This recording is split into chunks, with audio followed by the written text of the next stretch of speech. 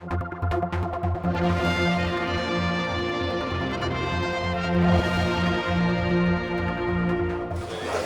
small. Too high, see? Yeah, too high. That's too high. But why not kneeling? Like that. Like Norton's. Many years ago, 50 years ago. You've been sending the emails. Yeah, I'm sorry.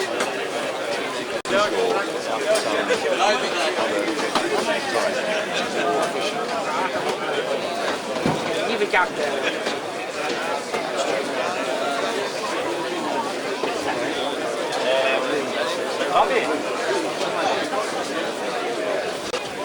Geoff, what's it like coming down here and meeting up with all the old timers? Well, it's a great pleasure to me because, of course, this was racing when I was probably at my prime myself, though I wasn't racing. But I remember them because it was a World Championship Grand Prix in those days. And when you see the riders now, you have fond memories of them. They were great battles. They were, regardless of expense, machines brought specially from Italy and from Japan. Some of them are on display here, some are replicas, doesn't matter, they make the same noise.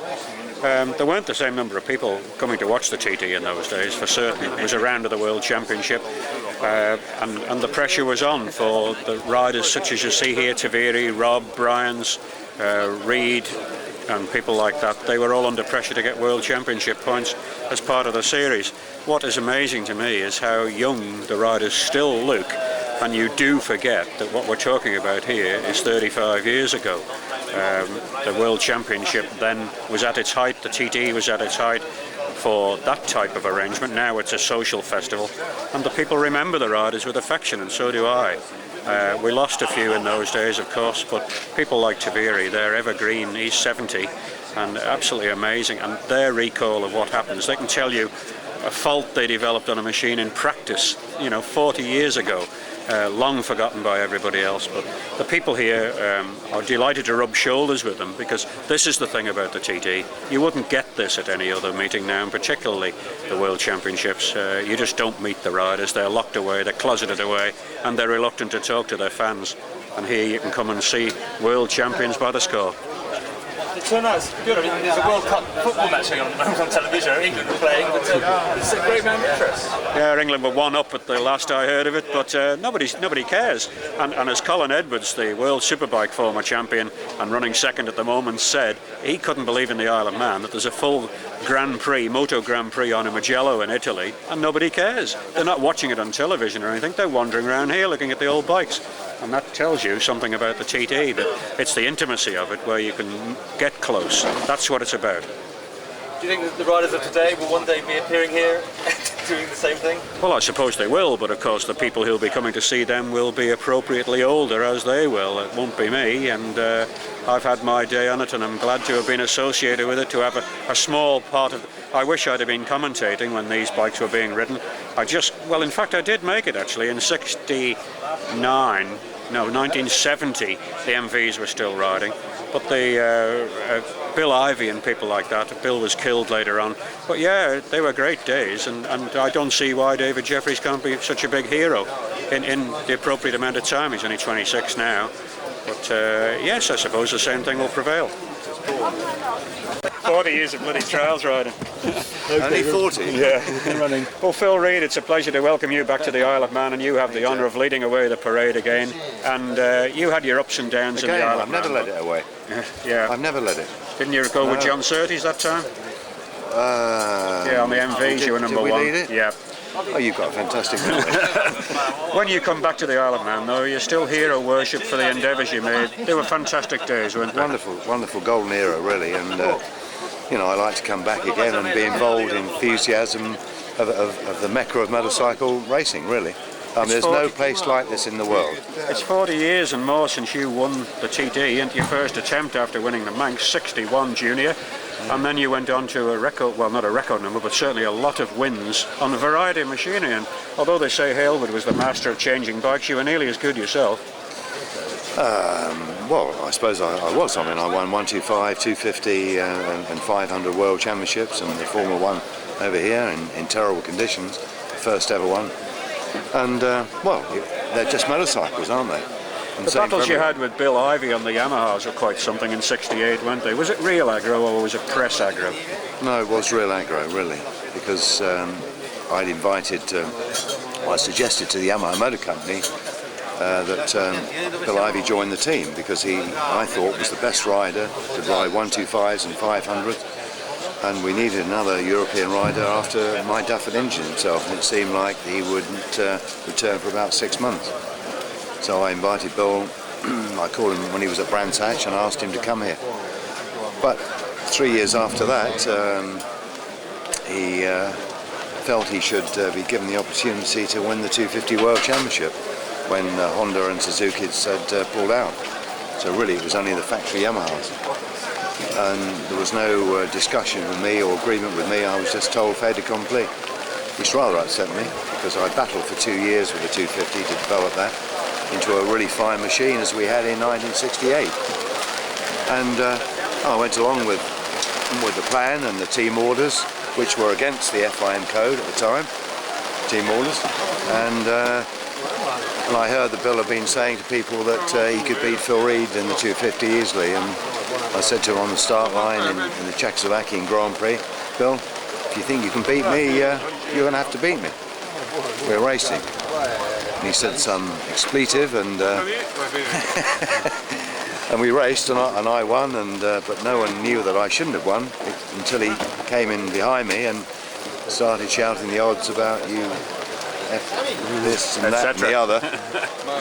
So obviously it had blown the scene now, and I had to report to the FIM stewards and promise that I would ride to team orders. I wouldn't ride to fixed races, and from then on it was battle. Okay, but it was quite exciting, and it was for real. Yeah, it was, and it was here too. But you also rode the MVs, of course, starting on Norton's, but eventually moved on to the MVs here and then to Honda. Yeah, unfortunately I only had one ride here in 1962 on the 350, and of course when Party was killed on the mountain, Count August stopped us riding here because he felt it was too dangerous, and obviously then I really missed out in that golden era for me when I was then allowed to ride the faster 500s. I must say though that you were a little harsh on the TT when you departed, but then came back. Well, I don't think I was harsh at all. I thought I was doing realistic, it for realistic. Yeah. Oh, realistic, yeah. But just remember, Geoff, I was 5 times world champion. I came in 72. I was paid £50 expense money, and the prize money for winning the 250 race was 200 quid or 200, yeah. £150. Yeah. I came back 4 years later. I was paid 10,000. more. Yeah. More than that, and the prize money was up. So well, you did us a favour and your other riders then.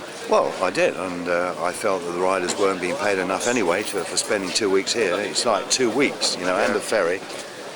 And the ACU, perhaps the tourist board, could have afforded that, and they've suddenly found now it's not a world championship event and you're not forced to come here. They found that extra money to pay riders what they deserve. Well, David Jeffries won £25,000 yesterday. He deserves it. I think it was incredible performance. I'm very impressed. Okay, now you go down, as you say, 125, 250, 500. It was quite something when the two-strokes were coming in to win the World Championship again for MV, wasn't it? The 125s? No, the 500, when you won the World Championship against the Yamahas that were coming out then. Oh, it was hard work. I mean, obviously the two-stroke, 500 two-strokes were developing faster than the four-strokes because, you know, they obviously had more potential, and they're developing like nearly 200 brake horsepower now, or last year.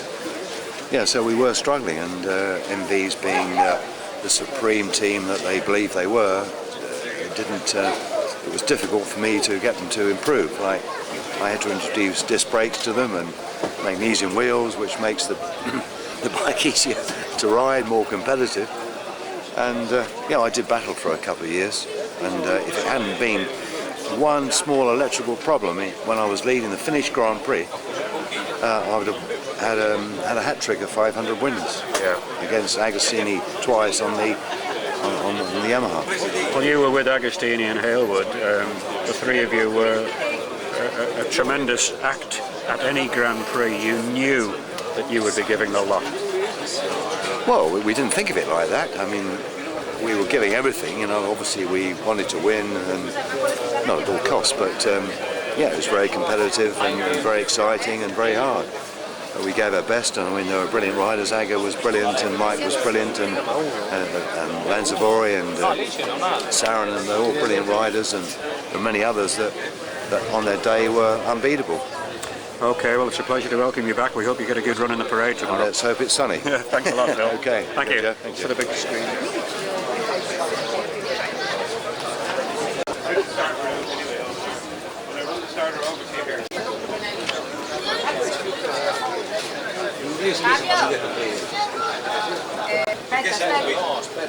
Castletown. Castletown. Siamo a Castletown. Il buccione. Sono pettinato. Giusto, vengo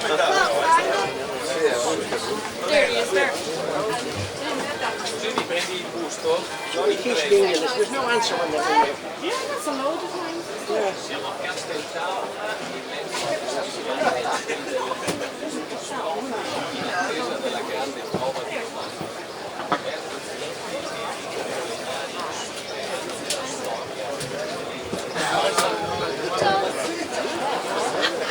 Who's this little fella? He has been paying now. Faremo provare prima la moto a Fabio che farà il tempo. Dopodiché io le sue spazzoline. Ascolta, quante metto la... Great job. Good fun. I was very apprehensive about yesterday. Once I got going, I was okay.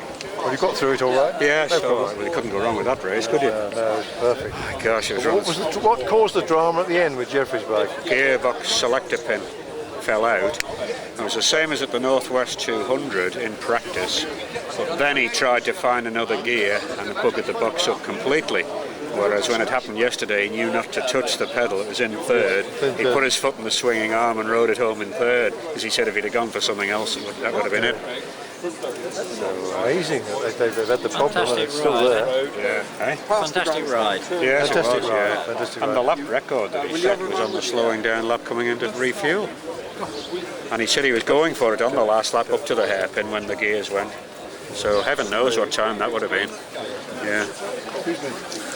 Well done, Geoff. How's the publications and everything going? Yeah, all right, thank you. Yeah. Can you do us a little bit to the camera then? Thanks. Welcome, Will. Yeah.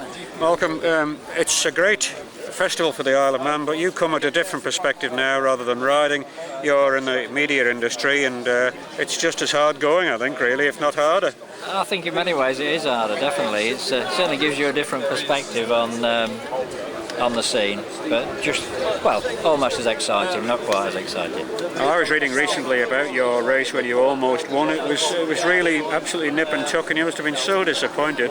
And of course, the way things have worked out now, you probably won't get another chance. And I suppose you'll forever regret it, will you? I think at the time it didn't seem quite so bad because it was such a fantastic race, and we'd both had a good ride and had a lot of fun. As the years have gone by, it's become increasingly frustrating, and but lots of people remember the race because it was so close. Gary's no longer with us, and you're dead right, I won't get another chance, that is a fact. That was Gary Paget. Yes, Gary Paget, yeah. But in the media industry now, there's an incredible thirst for, an insatiable thirst almost, for knowledge of the motorcycling from the past, isn't there? Yeah, I think nostalgia is a growth industry. It's as we get older, we all remember the good old days, and certainly judging by our publications, circulations continue to go up. I think it's a growing industry. You started in a small way with old bike man, and then rapidly you become a media mogul. Not quite up to the Rupert Murdoch level yet, but working on it. Well, I hope we don't reach the Rupert Murdoch level, but yeah, I've got a really good team of people who are all passionate about the subject, as I am. We live and breathe it, and it's good fun. It's hard work, but it's good fun. And yeah, we've got 4 magazines and Old Bike Mart now, and the TT Special, which Island Racer, which we've put out. Yeah, and going well, lad? Yeah, seems to be. Yeah, seems to be. Everyone tells me they've bought a copy, so that's a good sign. Best fiver's worth on the island. I see it's mentioned in TD News. Yeah, well, I appreciate you saying that. Yeah. Okay, thanks. Nice to talk. Yeah, thanks, Geoff. Thanks a lot.